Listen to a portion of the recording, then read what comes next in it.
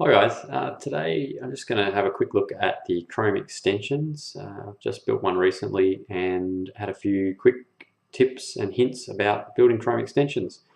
So if you're going to build one, you're going to want to look at the developer.chrome.com/extensions website.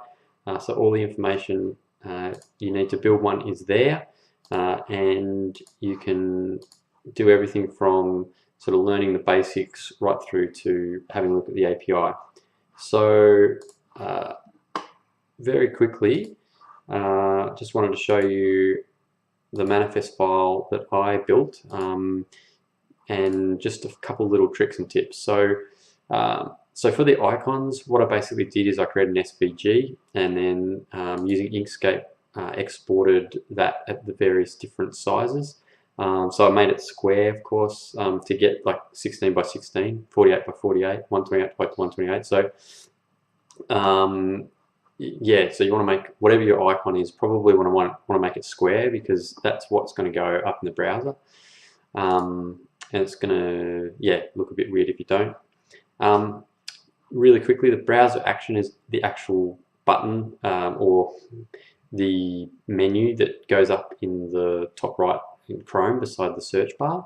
So again, that has an icon associated with it. You can give it a HTML page, so it will well, you can look at that in more detail anyway. I didn't bother, I just wanted the button because I'm using content scripts, and so basically for this particular application, when you click the button, it kicks off a bunch of graphical interface on the actual page, so that's content.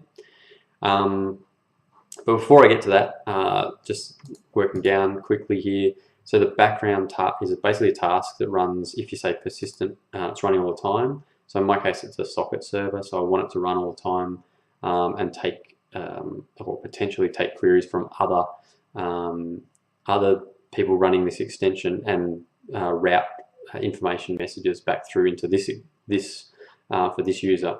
So without going into too much detail about the actual app, basically the scripts here are what is setting up the socket server, the connection to the socket server that I'm running, and handling the event messages going back and forth.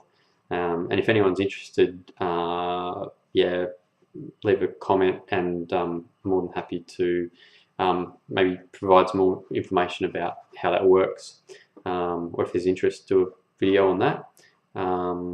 So then the content scripts are the actual content that gets injected into the page, and in this case matches is kind of all the HTTP, HTTPS. So yeah, there's some other options, and if you have a look at the links, if you look at the match patterns section of the doco, yeah, it tells you about a bunch of different things there. What you can put in here also is CSS, but I would say strongly recommend you don't put that in, and the reason is that it gets injected as soon as the page loads, which I think probably, I would say you probably don't want to do. So you can get your JavaScript basically to inject that when they actually click the browser action button, so you're not affecting pages unnecessarily and loading stuff that you don't need to load into those pages. So so that's a little tip there. I wouldn't use that CSS tag here. I would inject it.